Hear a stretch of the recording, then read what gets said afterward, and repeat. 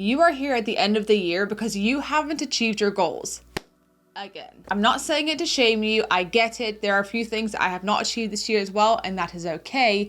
But what we're not going to do is to walk into next year doing the same thing. So today we're going to talk about how to actually achieve your goals and stop making resolutions so that you don't go into the cycle of hype, burnout, and disappointment.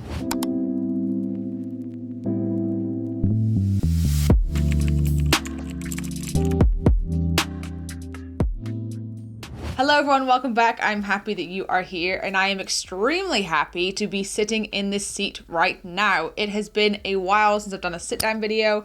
I just had a baby. He's already 3 months old, and now I'm acclimated to motherhood. We're going to start doing some self-development videos again. So if you enjoy content like this, then please consider subscribing and joining the family. All right, let's dive in with number one. And that is, you need to audit your identity before you audit your goals. Now, most people, they update their goals, they update their planners, their schedules, their routines, their habits, things like that, but they're not actually auditing their identity. They're not actually auditing who they are. You cannot walk into next year as the same person you are today and then expect a different outcome. The definition of insanity is doing the same thing over and over and over again and expecting a different result. That is not what we are doing. So when you are reflecting over your last year and you are planning for your next year, you need to make sure you're actually looking in deep and being open and honest with yourself, and not just looking at, oh, I didn't achieve that goal. I didn't make that amount of money. I didn't go and get the body that I wanted and lose those 10 pounds and all those different things that you set at the start of the year. You need to get deeper than that. I want you to ask yourself these 5 questions. Number 1, who am I actually trying to become? Yes, that is a deep first question, but I want you to be open and honest with yourself. What do they look like? What do they do? What's their daily life? What are their relationships like? Get open, honest, and detailed. Number 2, what would that version of me not tolerate anymore that you're maybe tolerating now? Number 3, what do they spend their time on? Their hobbies, their day-to-day. Number 4, what do they say no to? And what do they say yes to? And number 5, what standards do they have? We need to set standards in our life, whether you know it or not. The elevated version of you isn't created and starting on January 1st. We are starting it now. We're creating it now. Speaking of standards, chapter 2 is to set standards and not resolutions. Resolutions are wishes. Standards change your life. Now, the reason why goals die is because people rely on motivation. People rely on the hurry, hurry, hurry on January 1st, trying to go all full speed, and then they fall off because they have this big audacious resolution they want to achieve, and then they burn out, and then they stop, and then they get disappointed, and they say, okay, I will do it next year. Your goals are relying on motivation, and motivation is based on a feeling. How do I feel? Do I want to do this? Am I motivated to go and do this today? No.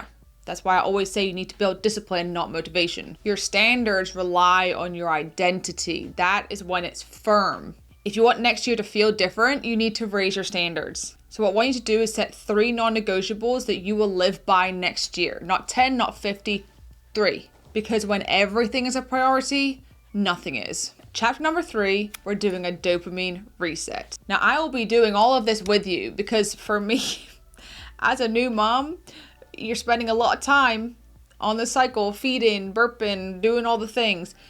I was watching a lot of TV. Now, I'm trying to do the educational stuff and watch YouTube videos and things that, I could learn at the same time, which is good. But yeah, I would watch the occasional movie, binge a little bit of a TV show. Scrolling on your phone, like when you're free, like that's just easy to do. We need to stop. We need to reset that. We need to get everything back down, lower that screen time before we're going into January 1st.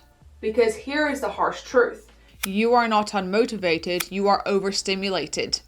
There are so many things in today's world pulling our attention, pulling us. We're getting distracted. We're not able to focus. Like, it's crazy how short our attention span is. We can be scrolling on TikTok on our phone while watching a movie. Like, do you need to be on 2 screens at one time? No. You can also get hits of dopamine from eating sugary food, from eating the carbs, from drinking alcohol. I can dive deeper into a video all about dopamine. So if you want that video, let me know in the comments below, because it's just crazy how it affects your brain. When your attention is fragmented, your focus does not stand a chance. So we need to fix that. If you want to hit your goals, we need to do a dopamine reset. We're going to drastically limit our screen time. Stop scrolling.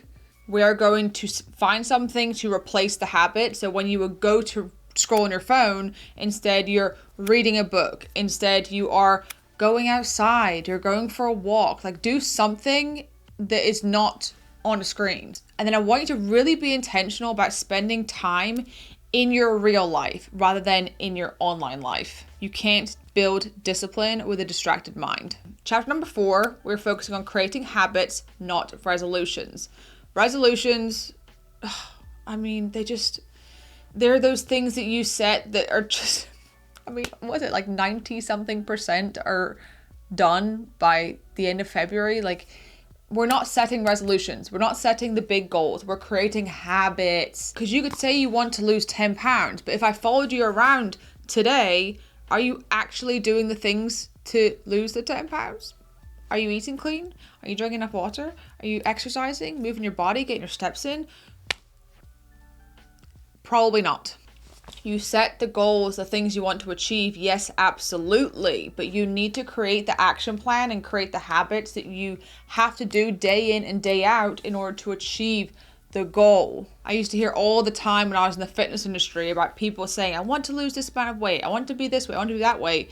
But then they wouldn't come into the gym. And they wouldn't be eating healthy. I hear it in the real estate industry nonstop for 8 years. I want to achieve this amount of money. I want to get this many deals closed this month. Okay, are you lead generating? Are you talking to people? Are you going to sit in open houses? No, okay. You're not doing the habits you need to do to achieve the goals.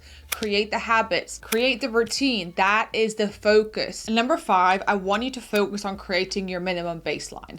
This is basically on the days you're not feeling it, on the days that you may be sick, something may have thrown a spanner into the works in your life. Like, unfortunately, it's just part of life. Things happen. We go through peaks and flows, right? Peaks and flows, ebbs and flows, peaks and valleys. We go up and down. Like, there are days that, yes, okay, you have to rely on your discipline and not your motivation, but there are things that happen. I'm not being insensitive to that. Trust me. Having a new baby, like, I have had some days. But what I do is focus on a minimum baseline. If my goal is to lose 10 pounds, I want to work out 5 days a week, but then I'm sick for 3 days.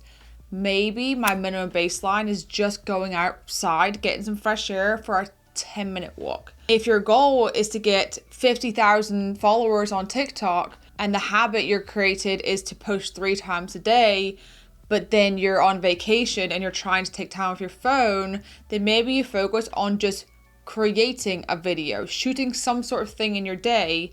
You don't even necessarily need to post it, but your minimum baseline is that you create a piece of content every day. Just something, just one moment of your day, you hit record and that's it. That's your minimum baseline. The reason why having a minimum baseline is good is because when things happen, you don't just cut everything off completely.